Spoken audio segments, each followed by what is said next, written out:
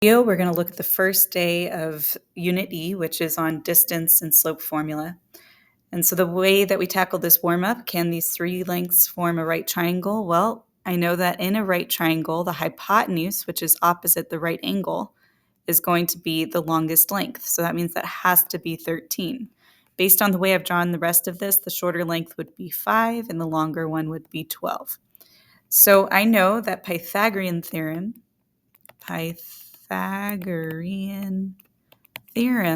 helps me make sure that the sides are all forming a right triangle, because if I take the two legs, which a and b are the values in the formula for legs, a squared plus b squared has to equal the hypotenuse squared, or c squared.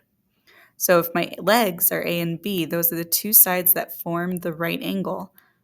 I like to draw a little plus sign there to remind me that those are the values that are being added. It's next to the right angle. So when I do 5 squared plus 12 squared, I should be getting the hypotenuse, 13 squared. Well, I know 5 times 5 is 25, 12 times 12 is 144, 13 times 13 is 169.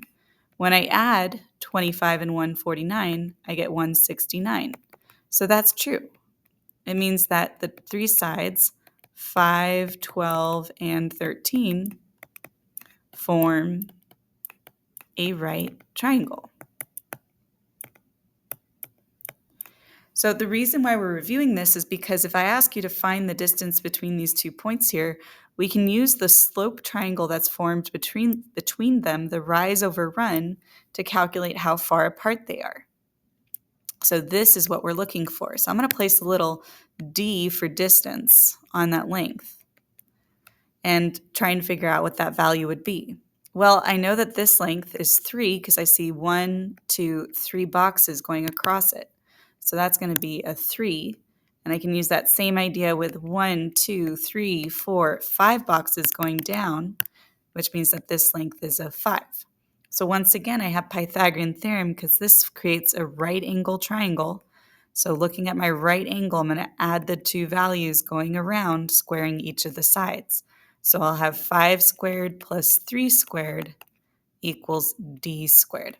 So still looking for the value of d, 25 for 5 squared, 9 for 3 squared. Still trying to figure out d. Adding these together, I get 34. And now to undo the exponent of 2, I can take the square root of both sides. So the square root of 34, the square root of d squared. That leaves me with d is equal to, and we like to round our decimals to 2 places. So round to hundredths.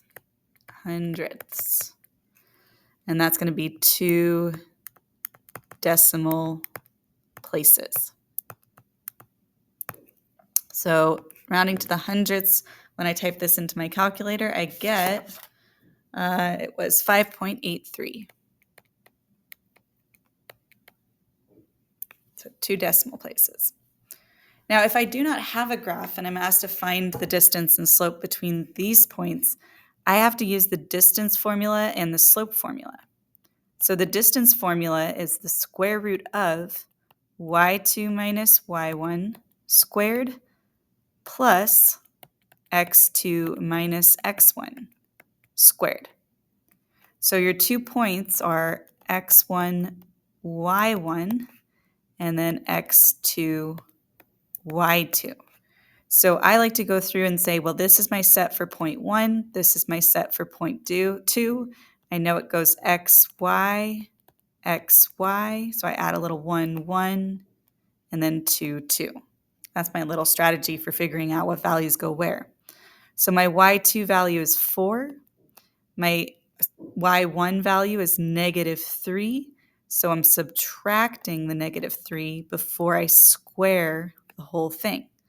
And I'm going to add to it x2, which is 15, minus x1, which is 7, square that value. So I like to use my calculator part by part. So I do first 4 minus -3, and I get a +7. That's still being squared. And then I have 15 minus 7, which is 8 squared. I take the square root of that. So once again, still working step by step. So 49, 7 times 7, 64, 8 times 8. Adding those together, I get 113. And then when I take the square root of that, I get 10.63.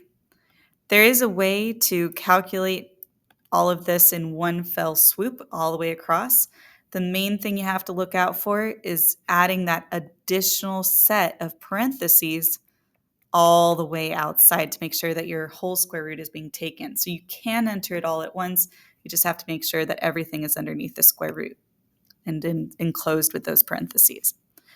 Okay, next part is asking us to find the slope. So we also have a slope formula. The slope is y2 minus y1 over x2 minus x1. So we've already got our y2 minus y1. That gave us 7. So I can do, well, I'll still show the work though. 4 minus negative 3, and then 15 minus 7. So my 4 minus negative 3 is positive 7. 15 minus 7 is 8. So that means my slope is 7 over 8.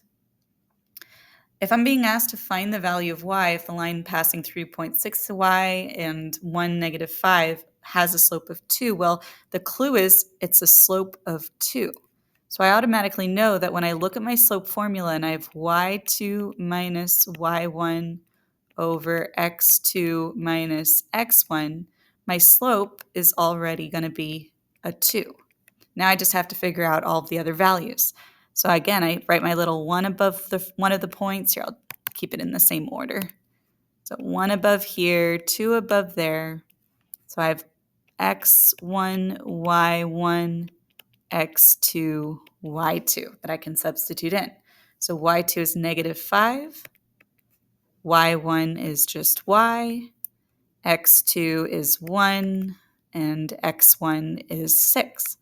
So I can simplify some things down because I see the denominator is going to be just negative 5. So I've got negative 5 minus y over negative 5. Then I can multiply both sides by 5, the negative 5. Here, let's put that little negative in there.